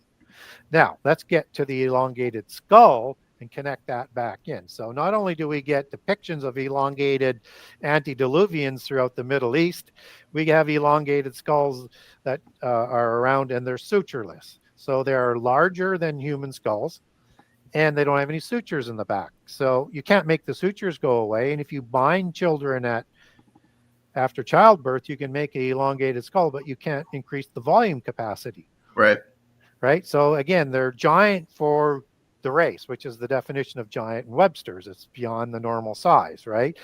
And now you have a statue that you can look at today in any King Tut museum, or Google Akhenaten, who I'll talk a lot about in the last part of the book. And if you look at his imagery, he has this protruding chin, very high cheekbones, these large eyes and wraparound eyes, and their eyes they're called shining ones, the giants that would light up a room, and this elongated skull that they usually cover with a hat. And if you look at that image, and that is over 1,000 years after the flood, so a lot of human interbreeding so they don't go extinct after the flood, they start to lose it. You still see a serpentine face there. So I think, again, this gets suppressed because not only do the royales not want us to know that they're a hybrid breeding from angels and humans, but most of them, not all, most of them seem to have been reptilian, which is, again, just plays on the sort of fringes and worries of most humans of reptilian races that's been with us ever since the Nahash in Eden. And it makes sense that Nahash was, as the serpent, as it's in Eden, as it's translated, it was thought of in the occult races as a kingly race before the fall in Eden. And that imagery was because they were either preferred by the fallen angels or created by the fallen angels or manipulated through a DNA to create a ruling race that was there to bring down Adam and Eve, and created perhaps up to 1,000 years before Adam or the people of day 6. And so when we look at that reptilian understanding of prehistory, we have to be aware of it, and that there are those connections back to the royales. So again, why they want to keep that hidden, because they don't want us to know, A, they're hybrids, and B, what they actually originally looked like. Yeah, I mean, it's a great point. I mean, sort of the conspiratorial side of it aside, a reptile has always sort of been a central antagonist within Scripture. You mentioned Genesis 1, obviously, both in, or I guess maybe not in the Tanakh, but, you know, the dragon has been a reference to, in the New Testament, obviously, to Satan, the great adversary, but also to evil kings within the Tanakh. It's also interesting. I always think about this when this comes up, is in Revelation 16. You know, these unclean frog spirits come out of the mouth of the dragon. I always find that, you know, they're frogs, the reptilians. It's very interesting. Yeah, the translation could be perhaps a little different. Yeah, I think it's the only use in the New Testament of that word, the translation of that word into frog. So it's very. I'm sorry, I just saw Stacy wanting to add something into that, Drew. Oh, no, I'm just sitting here listening to this because there's a hierarchy within those reptilians. So there is, absolutely. Even within the reptilians dealing with that in deliverance, I know there's a hierarchy within. So there's different colors of them, and certain bow down to each other. So he's right on with everything he's saying here. I'm in agreement with that. And in the occult, you have the elementals. You have 3 groups of little ones. And then you have the salamanders, which are taller than a human. That's part of their visible hierarchy. And then we can't ever forget about Genesis 3:15 and Isaiah 14:25-29, where you have the serpent seed that I think is fulfilled in Genesis 6. Other people think it goes back to Satan. I can't really get there scripturally without turning Scripture into a pretzel over and over and over, that it goes back to Satan. But it seems to be a curse prophecy that's fulfilled in Genesis 6, and also serpent's root, which is part of the end time dual prophecy aspect of the Assyrian in Isaiah 14 that plays out. And you get not only the description of a serpent, but you also get the seraph being used there in the original Hebrew as well. And again, it's kind of binding those concepts together, that this is that other bloodline that is being talked about, the seed of the serpent, the seed of the main watchers that led the rebellion, and that these are seraphim watchers, even though afterwards are likely degraded, like Azazel now becomes a goat god, like a satyr god or a satyr god. And so just as Satan was degraded. So there's that imagery that we do need to be aware of. And also in Psalms 21:8-10, it's talking about in the time of the wrath that their fruit and their seed that they're going to remove from humankind in the end time as part of that resolution to the angelic rebellion.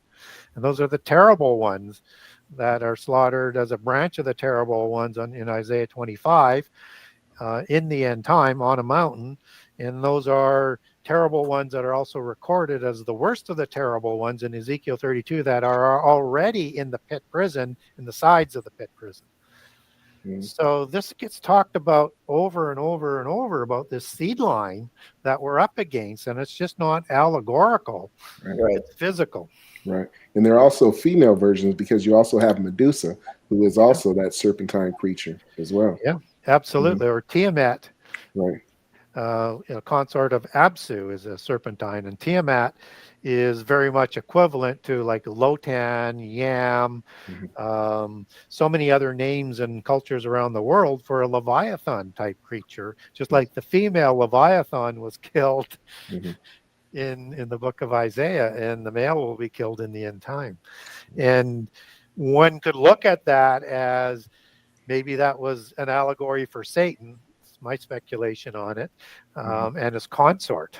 And that if his consort was killed, does that mean she went to the lake of fire immediately, or dead as in just put in the pit prison awaiting to go to the lake of fire? And in the end time, Satan will go to the pit prison before he goes to the lake of fire 1,000 years later. So when Isaiah talks about, the Leviathan being killed in the end time, you wonder whether or not that whole serpentine imagery is reflecting the dragon serpent that the devil is called.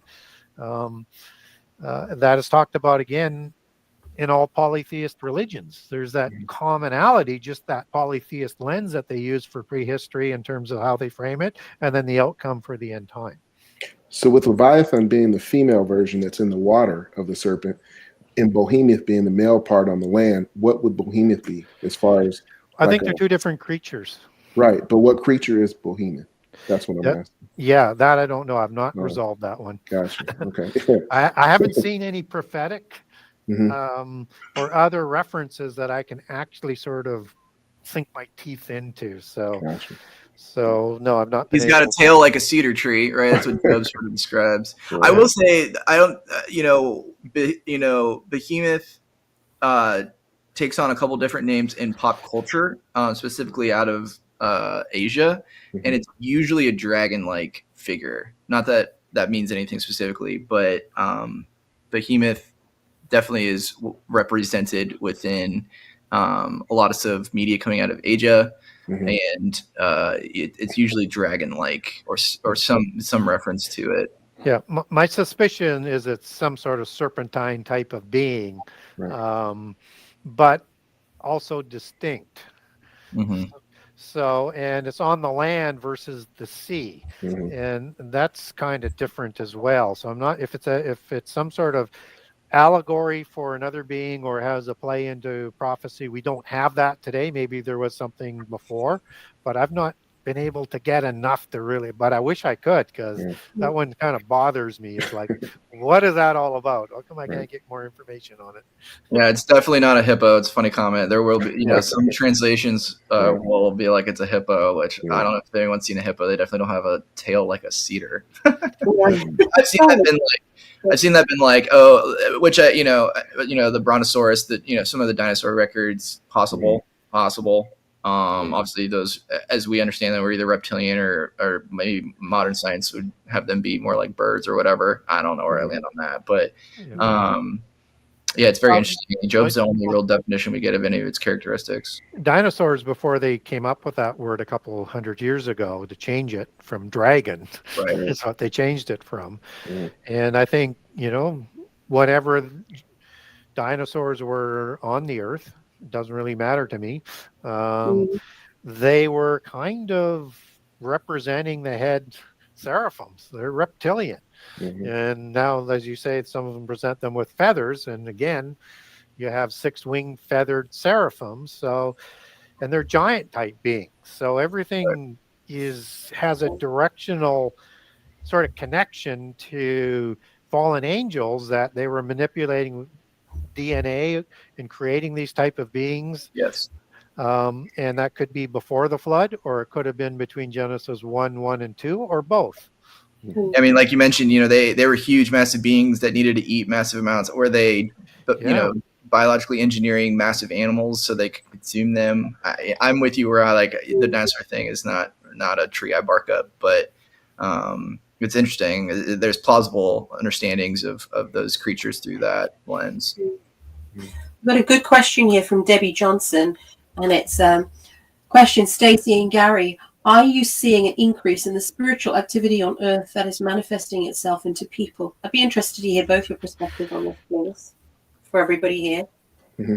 Absolutely. Well, daily, I do deliverance daily, so I'm seeing an uptick, in the level of beings that are manifesting in people, with not just the disembodied spirits, the regular common demons, but hierarchy, different beings that are manifesting in people. So we're seeing a large amount that's, and not just one or two, but people are being inhabited by multiples, in each time. So yes, the answer to that question is yes, I am. Yep. So qualifying that spiritual would refer to demonic or angelic, I would say. That is increasing, and we should expect to see more. If the question was somehow with monotheists and or Christians, in terms of prophecy and things like that, I would probably say likely not. And that's going to be coming, but it's kind of reserved for the last 7 years, according to Daniel 9. Not that God couldn't have some of that activity sooner, but for the most part, I would suspect that the activity would increase on the dark side in preparation for the end time. Which correlates with the times of Noah, which is basically, we kind of covered that in Genesis 6. Basically, Genesis 6, 1-6 talks about exactly that. Men multiply, there's an incursion, and also wickedness becomes, proliferated all throughout the world. And so that would, kind of corroborate that, where there's this period of darkness, where, I don't think Yah works through men. And so men were disinterested in Yah and being a light bearer for him at this time. And so through that disassociation and that rejection, you see wickedness increase instead. Yeah. And I think another thing that is important to understand as well is, if nothing is new under the sun, and what was will be again, and we're rising in our technology to be like the days of Noah, then we're still catching up to the things that were there. So in chapter 2, I dropped the 7 sacred sciences as, some foreshadowing of some things that I'm going to talk a little bit more about. And those 7 sciences, as they're called by the Gnostics and secret societies, this is the knowledge that they believe Adam learned in Eden, passed on to his descendants, including Cain, and that Adam learned some extraordinary knowledge to run this massive plantation and agrarian location with orchards and crops growing everywhere. As you take those words for those descriptions back to the Hebrew, and domesticated animals all by himself for a while, and then he got one helper. So he needed knowledge to be able to do this and to understand the movements of the stars and the seasons and a whole bunch of other things, and that this knowledge was continued to be developed by Cain and then his son Enoch. And the 7 sacred sciences came about, as they called them, through splitting that knowledge into 7 disciplines, and that this knowledge is going to be deemed too valuable for the mundane, the Sethites. And so it is connected to the Book of Enoch, because that was going to be my next question to you. These 7 sciences, I was quite surprised when I read that in your chapter, because I thought it was only ever mentioned in Enoch. But then in chapter 2, you mention it with Adam getting to know these skills, passing it on to the son, showing how to make machinery, metals, that type of thing. It was quite fascinating, actually. It is. And then this knowledge merges. And again, is consistent with the book of Enoch. The fallen angels are going to teach illicit knowledge, Azazel being the one who does the most of it. But there Yeah. are 7 ones in particular that do it, and there was probably more smaller examples, but it's the main 7. And so the 7 sacred sciences that we understand as the 7 liberal arts today, and arts and sciences were considered the same term in ancientology, merges with this knowledge of angelic technology, like what we've been having in our generation. And they're able to create chimera type beings. They probably have weapon destroying technology with the arts of war that Azazel takes. And that this is thought to be too important for the Sethites. Now, Seth is going to continue according to Judaic accounts, but mostly in the art of astronomy versus astrology, which is a perversion of astronomy. It's a polytheist add on to it, but just because they're going to become an agrarian society, just as Noah, even at the time of the flood, was still agrarian, right? Mm. And so you have this knowledge that is being developed that has 4 main goals. And see whether or not you see this as ever present on the campuses today of the universities. And it goes into a mystical religion that has degrees. She says you have degrees on the university campuses for the knowledge. And that the goals were number one was to lead people away from God. The second thing was to not give God credit for anything. So any of the creation of the earth or anything like that, and not even let him be permitted into the conversation. And to slander God is the third one. So they use humans to do that through this religion, because the angels won't do it, because they know the powerful nature of the God Most High. And the last one is to honor their pantheon of gods. So everything they build for structure is to honor their gods. Anything that they develop in science is going to be named after their gods and demigods, right? It's the same thing that goes on today. And then you get a graduation in these black Cathar robes after you get your degree. You have secret societies that are branched on as, could be a beta house or alpha house or whatever, but the most infamous would be Skull of Bones in the Ivy Leagues for the Illuminati and the pseudo blue bloods to get into those secret societies, to vault them into world politics and leadership and things like that. So you have all of this being formed into this sun and bull cult of Enochian mysticism of the son of Cain to keep this secret, because they don't want to give it to the Sethian line, and they continue to develop it. And so if people want to know what those 7 sciences are, you've got grammar, rhetoric, and dialectics is the first 3, and you understand that today, and that forms philosophy. Wow. And philosophy is like the 8th, and it's because it arbitrates all the other sciences. And through philosophy, you can create things that can destroy the world. That word philosophy in Greek, people might be interested, that means the love of Sophia.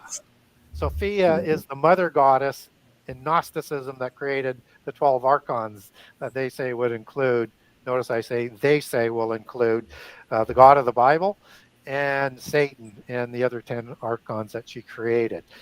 And when we look at this is the theology of the sciences, which now you can match up with those 4 principles, why it makes sense, because it's going to only do things for the mother goddess. Again, as we're making a reference, is that the consort of Satan or not? Because in Gnosticism, Sophia creates these 12 archons somehow through this nebulous life force, this male nebulous life force that's not named. So it's an important thing that's going to be coming back in the end time religion. The other ones are arithmetic, geometry, music, and astronomy. Now, in the book of Genesis, you have a renaissance, according to the Gnostics, which is reflected in Genesis in the sons of Lamech, of the Cainite line, not of the Sethite line, of Tubal, Nama, Jabal, and Jubal. And they're assigned part of these arts. So Tubal Cain is assigned as an artificer of metals. And, Nama is understood as a weaver, and Jabal is music. And Jabal, according to the Gnostics, is masonry, which is the fifth science. And masonry is where they sort of get their understanding of the Masonic organizations in the old terms and the ancient Masonic terms and the Royal Masonic terms versus the low-level Freemasonry within the hierarchy today. And this philosophy is so superior that it has the ability to develop what they call the ideal real. And it's the Unitarian concept through their theology, and has the ability to, as I say, talk about and develop technology that can destroy the world by fire. This is what was introduced and developed as a religion that then merged with the fallen angels and the creation of the giants in the last 100 years leading up to the flood, and maybe even before, because giants were... Noah lived 600 years before the flood. And in the account of Enoch, it actually starts with Jared in terms of the creation of the giants. So you have, possibly 600 years there of development of these giants and the technology and the religions to make the world completely corrupt. I mean, which is why, just think of the last 600 years of human history. I mean, going back to the 1500s, 1600s. Yeah. I mean, that's a long time. It is. Yep. And yet it has the parallels with what we see going on in education today. Absolutely. 1-to-1, honestly. Yeah, and they use all of this architecture out of the beast empires.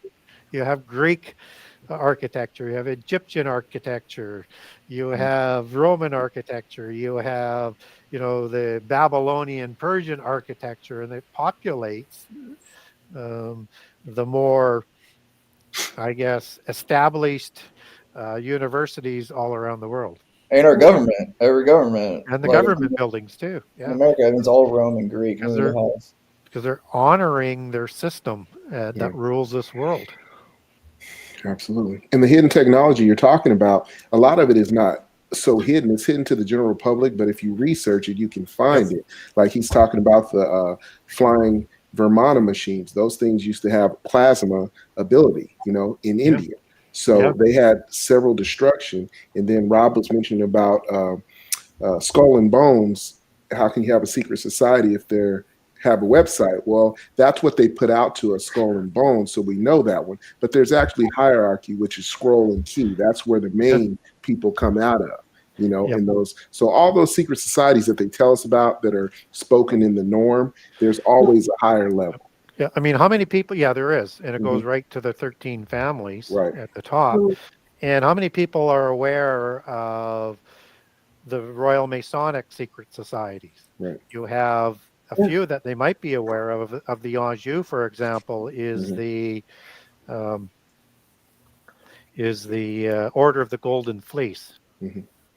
And Queen Elizabeth, so Prince Charles will have a seat at that table as well, because they cross-link in those Masonic organizations. There's the Order of the Garter in the Windsor bloodline. It's not the one that prime ministers get awarded, but it's the bloodline ones, the senior order at the top.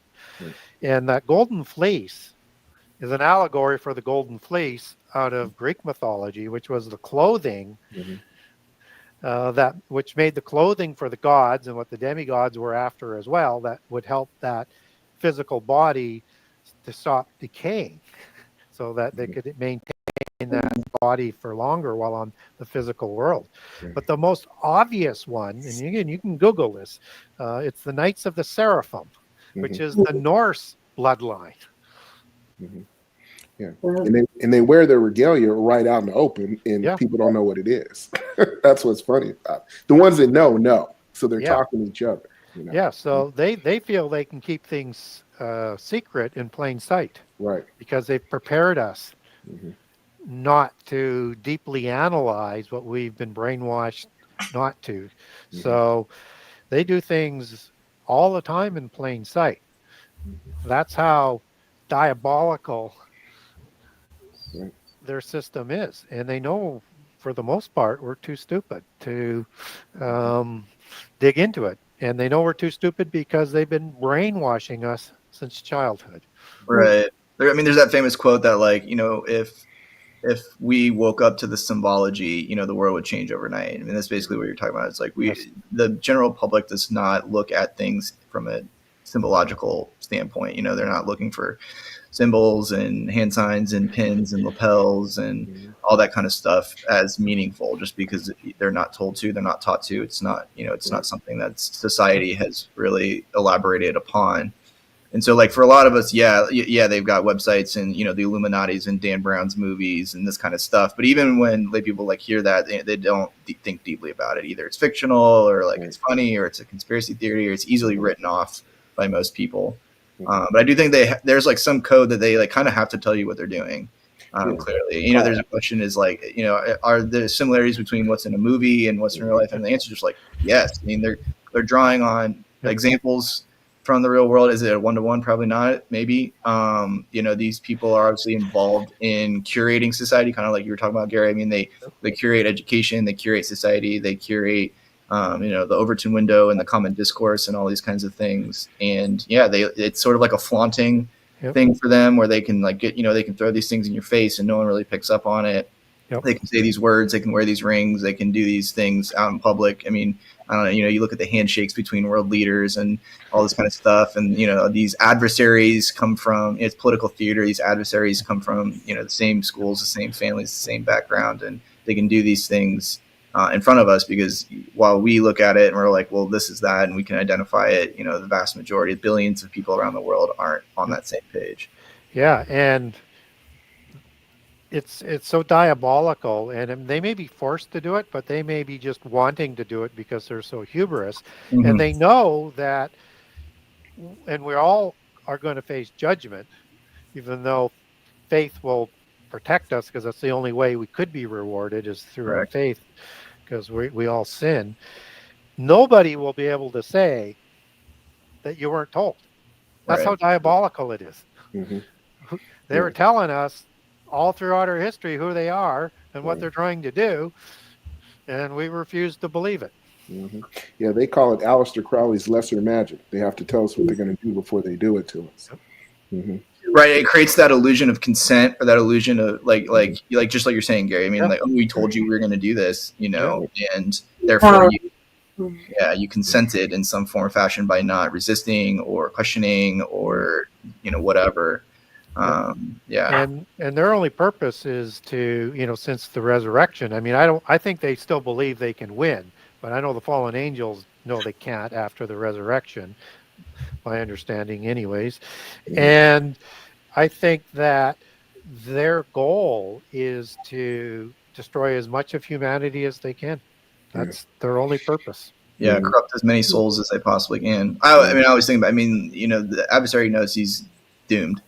And I think misery loves company. I think he's trying to drag as many people away from the truth as he possibly can to, not have to suffer that fate alone. And kind of it's his last. That's his last little like petulant fight. Is okay. I'm going down, but I'm going to see how many people I can bring down with me. Yeah, I believe that too. But I believe a little different little spin. I believe they're under strong delusion. So this is why they really believe they're going to win, because Yah gives them strong delusion to believe that. Mm-hmm. And he hardens their heart. And the fallen angels and the demons, who already know they're convicted, they're telling them they can win. Right. And that's who they worship. Mm-hmm. Very good. Yeah, it makes sense, right? I mean, also, it makes sense in Enoch. They know they don't have the way back, which is, like you mentioned, Gary, which is what humans have differently. We have the resurrection and the work on the cross by the Messiah as a way back to Elohim and the Father, and these angels don't have that. These fallen angels don't have that. Basically, essentially, the way Scripture puts it is, if you're not a human, you don't have that. You don't have that sacrifice covering you. Yeah, And so, they were already rewarded their immortality, right. and they And there's chose to rebel. exactly. And there was a question about, are there women in heaven? Obviously, like, yes, like human females obviously have a place in heaven, but Scripture talks about how the Father did not create wives for these angels because they had been given immortality. They had a different position. They had a different destiny and creation than men did, and so there's a reason that God didn't make them wives for them or husbands for them or whatever. Well, they didn't need to repopulate because they were immortal, right? And God created enough of them. So exactly. And so that that is that's the central focus of the fall, was their jealousy, was their sort of like seeing what man had been given. It's interesting. I mean, you could almost see where like you could see that men had been given mercy and grace and forgiveness right from the beginning. You can look at Adam's sin, and Yah had a choice. I mean, he could easily have evaporated Adam and started over, and he didn't. He gave him mercy and grace to continue his life in a different form. And that's Genesis immediately establishes the grace and mercy of the Father through that act alone. And you look at Noah and that tale as another example of grace and mercy, where it specifically says Noah was uncorrupted, and so Yah has another decision. He could literally wipe everyone out and start over, and instead he doesn't do that. He gives mankind another chance. He gives grace and mercy to men. Yep. It's a pattern, and it happens with Moses as well. In the time of the Exodus, he says, "I'm going to wipe all of Israel out because they're so stiff-necked, and start over with you, Moses, again." Yeah, and you know what? I kind of was thinking about this the other day. You know what really stands out to me too about the Exodus story is it really, when you look at the sins that kept that first generation out of the promised land, it wasn't breaking commandments. Now, they did, and they were punished for it, but the sin that kept them out of the promised land was not trusting Yah against something that he told them to do, right? And it was specifically around the giants. The spies go out and they get this report on the land that it's good, but there are these people there that were overwhelming and powerful. And he comes back and he tells them that, and that was the sin that kept them out of the promised land. Yeah, so that's very powerful, because it wasn't like you didn't keep all the Sabbaths and you didn't do all these things. It was specifically you didn't trust in me enough when I told you to, and that is what is going to preclude entering. And too important part of the details is that this was the land of milk and honey. They did bring things back. They also brought back the reports of the giants. But God told them he was going to go into a land with people, more powerful and stronger than they are, but he would fight for them. Right. And that's what they chose, their fear over God's protection. Yeah. Over that, that's faith, to be presented with this immense hurdle to have to overcome that you can't do alone, and then to still go forward and do that is faith. And so it was faith that precluded them from that generation from entering into the promised land, which is really powerful to me. And then you need 40 years to forge that faith. And yet they're still going to stumble many times, and they're not going to listen properly. And then after they win the land, they are going to have numerous falling away, and then a judge comes along and saves them again, and then they repent and starts all over again. It's very cyclical in that manner. Yeah. And God warns them that he's a loving God, but eventually, if you do not uphold the Holy Covenant, which included the instructions to do what they did going into the land, he would disperse them amongst all of the nations, which he did. And that would be for violations. And so Israel gets punished, and we're not going to see them until they're calling back and awakening in the last 7 years. And then Judah repents, and then Judah falls away again, and God takes them to Babylon, and then he permits them to come back, and then they reject their Messiah, and then he disperses them again. And all of this is, this is the curses of the covenant that we're going through versus the blessings of the covenant, which would have been a lot easier route. And so, but through the curses, because God is Alpha Omega, he knew everything that was going to happen from the beginning to the end. He's going, and he's greater than free choice. He's going to bring them back in the end time and reconcile them. So it's all part of the plan, but boy, what a rough road to go through. And people who, had the opportunity to have the angel of the Lord, the Melech of Yahweh, Jehovah, there with them, along with the Ark of the Covenant, and did the things and the miracles over and over and over, just shows you that we're a very stiff-necked people. And I think about, something else is that, when Jesus is talking about Abraham's bosom in a story that was quite popular at that time, and all the Jewish people would have known it, is that the moral of the story is even if somebody were to come back from the dead, you wouldn't believe them. Right. So then what happens? He brings Lazarus back from the dead, and then he comes back from the dead, and the world doesn't accept it. So it was like a foreshadow of proving, here, I'm going to lay this down. You're going to say you're crazy, but I'll give you two more examples here. And the most important one is his sacrifice, and yet people still don't want to believe it. Yeah, I think that's what Paul means when he says you walk by faith, not by sight. The ancient Israelites didn't walk by faith; they walked by sight. They see the giants, they see sort of the adversary in front of them, and instead of trusting in Yah and moving forward in faith that He will fight for them, like He said. And I agree. Like, how do you sort of witness the miracles of Egypt and Exodus and the Ten Commandments, and then still doubt? That's mind blowing. But and having armies discombobulated, right. so you can just walk up and chop their heads off. But Satan is so crafty; he changes everything up. He changes, for instance, when Pilate wrote the names of our Messiah on the plaque over his head, what did he write it in? Hebrew, Greek, and Latin, right? And what were those three names? How do you say those names? King of the Jews, right? That's what he wrote. No. The name that he wrote for the Messiah, what did he write? In Latin, how do you say it, Gary, in Latin? Jesus? Jesus? Iesus. Yeah, Iesus. And in Greek? It's the same, right? Well, Iesus is Greek. Yeah. Yeshua is Hebrew. Latin?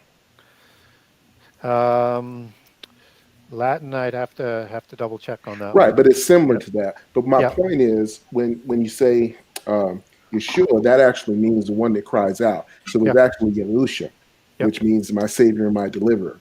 But none of those three names that he wrote, is the name that the church uses today. No. They don't use that name. This is my point. He's changed it over the years. Yeah. So, and there was a J created in the time of the Baconian English, right? That gets used throughout the Bible. And what's also really kind of interesting is on the manipulation of that part. And believe me, I like the King James. But there's some translation issues from the Greek and the Hebrew. That's all I'm saying. I like to be very careful on that. Right.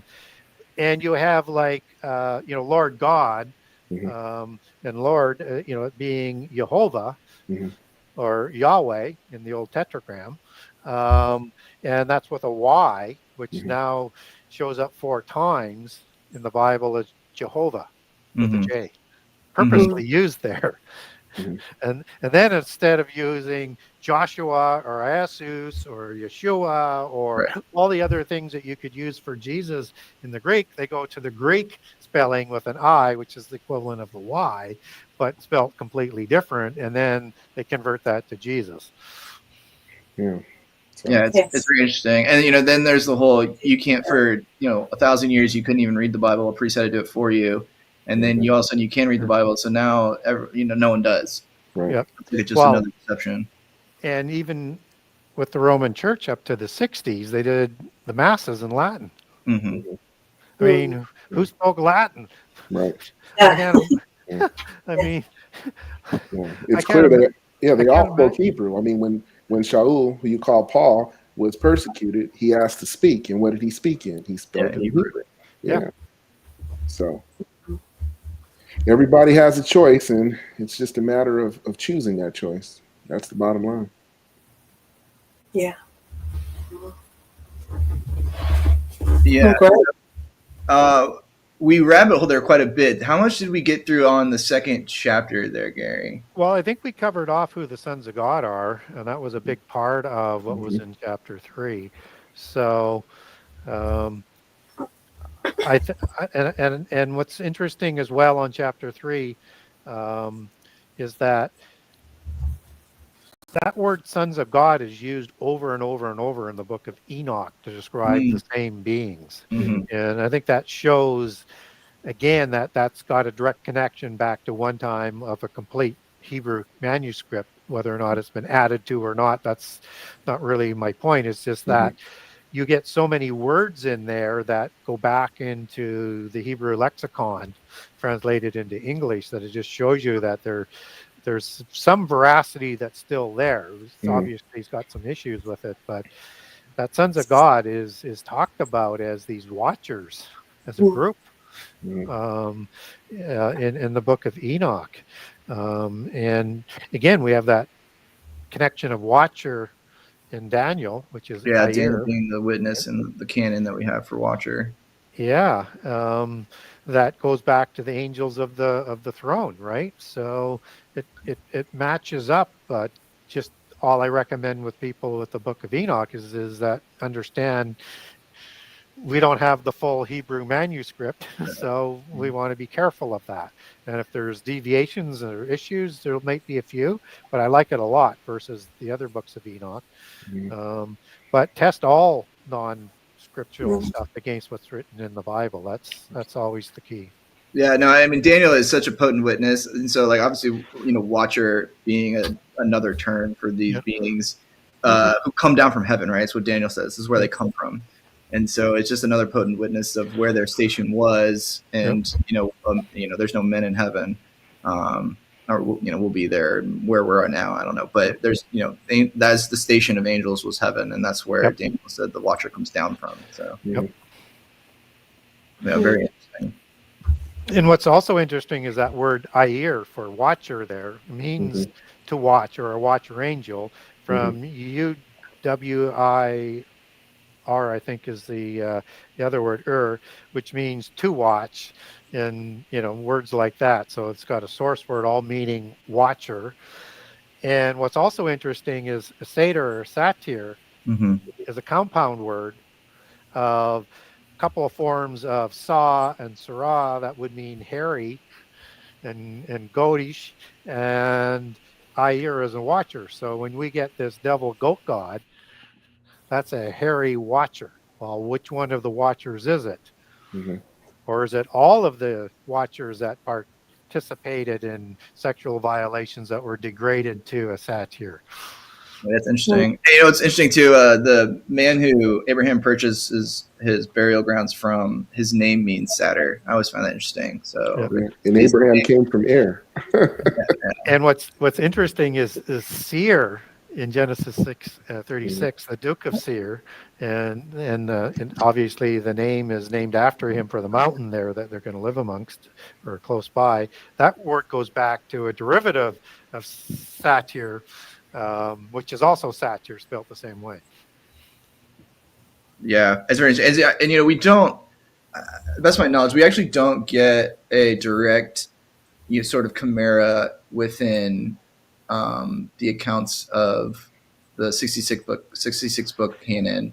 But we do get a story in Jubilees that kind of matches up to another story in Genesis where they do talk about these chimera beings. And I think it's pretty clear when in Genesis 6 it talks about the fowl being corrupted and the beasts of the earth being corrupted. They were corrupted at a genetic level. Yes. So I whether agree with that. Being grown big or they were combining stuff to make T-Rex or whatever, these chimera beings that we see throughout antiquities, portrayed in other faiths and stuff like that do seem to have a basis in scripture as well. I wonder how people would look at Genesis 36 if seer was translated out of the Hebrew as satir or satyr. Right. People would look at that whole passage Yeah. completely differently. Well, I guess we do get the locust beings, and then the army of what book is that? Where the army is like this mixed being of it. Just it's kind of like Joel 1 and 2. yeah, Joel 1 and 2, or it's just like a mixed being. Yeah. And in book 2, I put a description of those, the main descriptions in one column, and then those creatures that are part of the 200 million man war after the pit prison is opened. And I put them side by side, and they are identical. Yeah, I know. I've seen that where like people would be like, "Oh, we're Joel's army," and I'm like, I don't think that's what's being described there personally. Those are chimera. That's Yeah. angelic technology creating the super biological weapons, and both the riders and the horses are chimera-like. Mm-hmm. Yeah, it's true. But it's just it goes back to the seed war, the corruption of the seed. Yep. And they it's not just humans that they've corrupted, and then the technology is really important too. I think Scripture doesn't necessarily define it in the way that we understand like technology. Like they're not coming out and saying, but they're implying that technology is being used. Technology sort of even just being knowledge being used to further corrupt and force this other kingdom.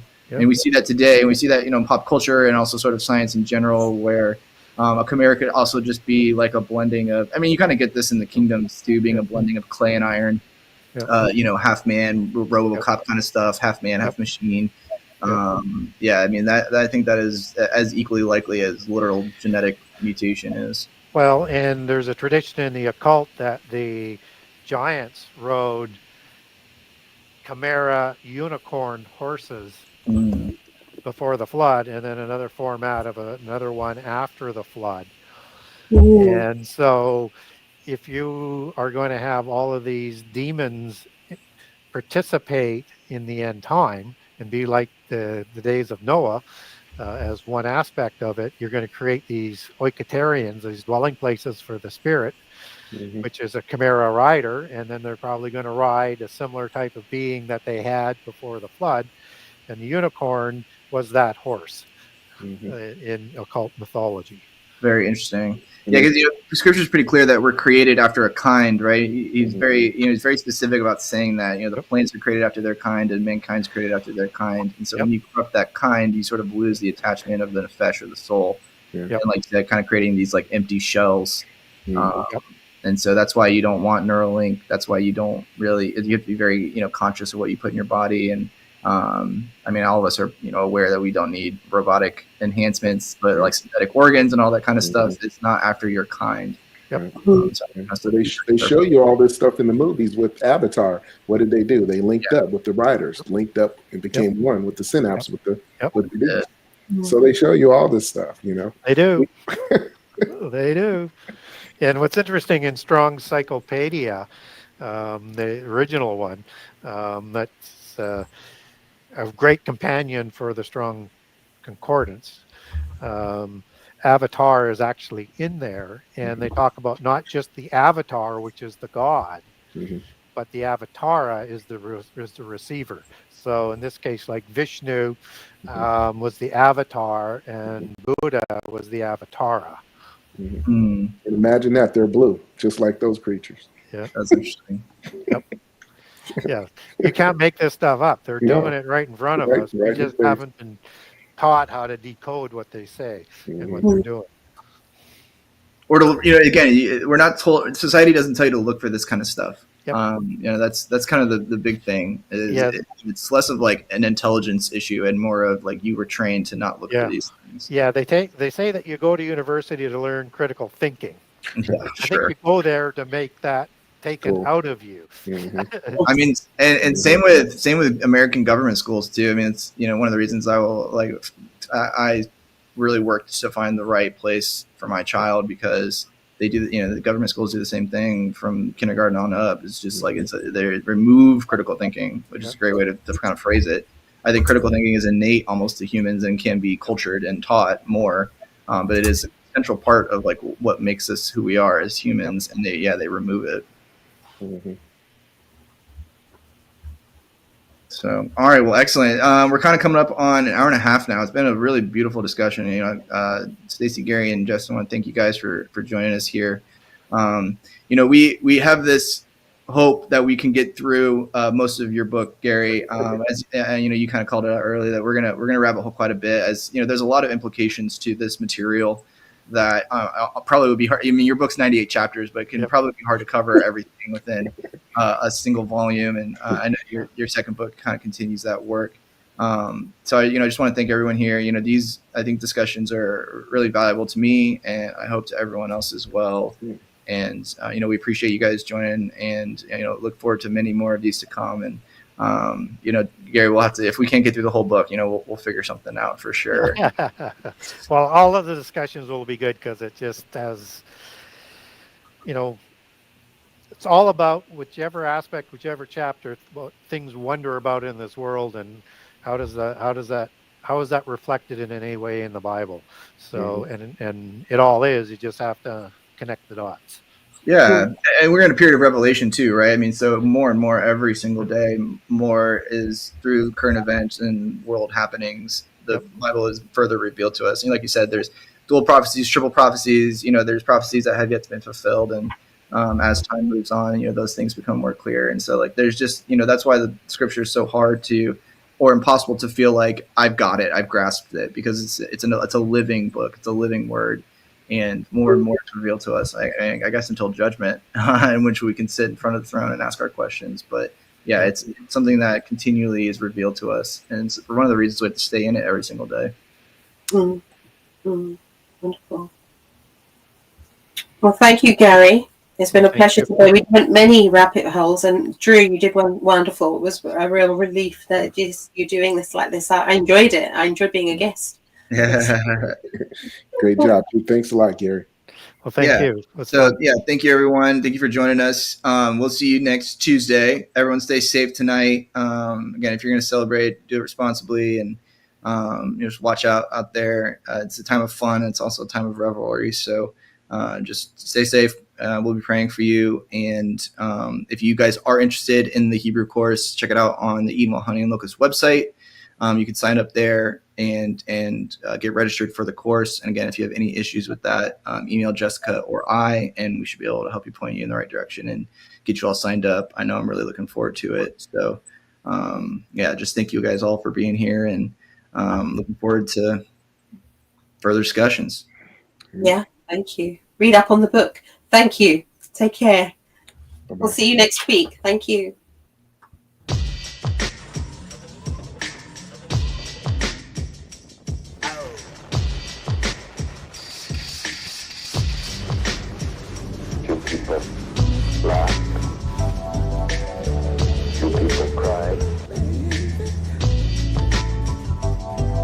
Now I am become death, the destroyer of worlds.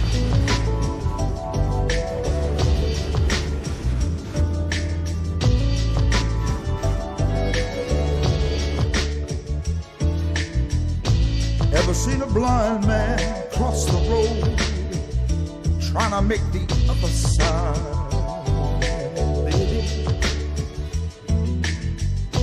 Ever seen a young girl growing old, trying to make herself a bride?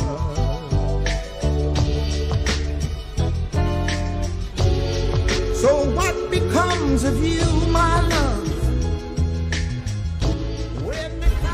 Now I am become death, the destroyer of worlds.